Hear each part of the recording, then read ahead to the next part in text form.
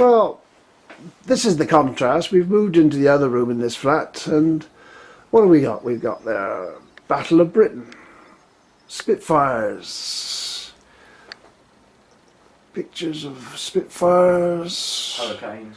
Even Winston Churchill on the wall there. So, in this room, if you came in here and I was to interview James in this room, you'd say he's the classic British patriot, patriotic. So, are you classic British patriot, James? Is that more what you are? No, I'm a very patriotic Jersey person. I don't class myself as British, I'm afraid. If anything, I class myself more French, because that's where my family originate from, not England.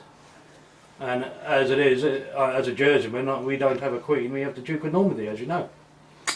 Well, it's a bit contested these days, but there's not even the Queen of England anymore because those titles have died, but that's an issue for another day perhaps. Yes, But the historical context is obviously valid, isn't it? Yes, I mean, I'm a great admirer of Winston Churchill.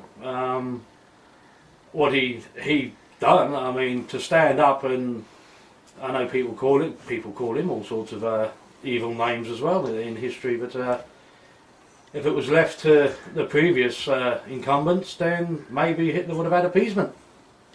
And then what? So I think England's got certainly a lot to thank Churchill for.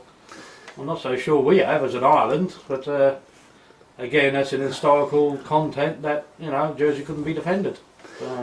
Senator Balash is very keen on independence for Jersey. Was that something you'd support? Possibly, but not with anybody like Balash in it, or his brother. Feudal kings we do not need. What sort of system of government do you think would work here?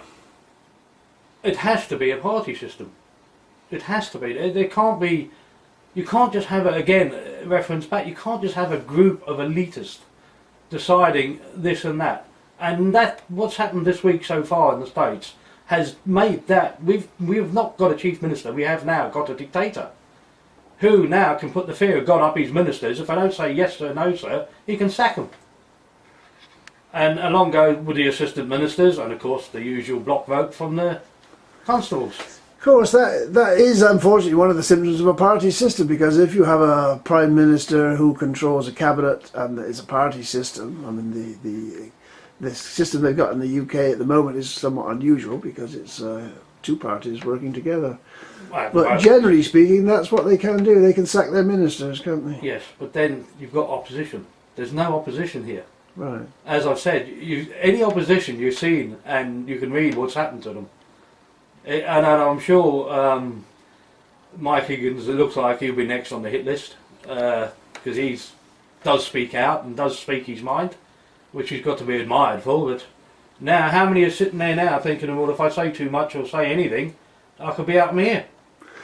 People from the past in government, I mean, there was Norman de Brock, who was unusual. How would he feature on your political spectrum?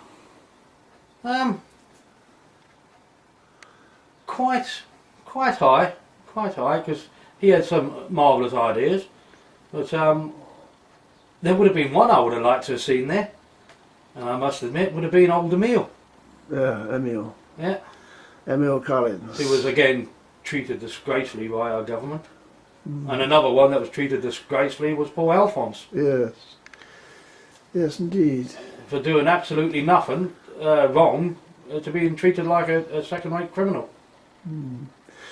Traditionally, it's always been difficult for the individual with a grievance to have that grievance expressed in Jersey for some reason. Hence my back is to you, because of any identification. I could lose my flat, any assistance I get from income support, because that's what they will do.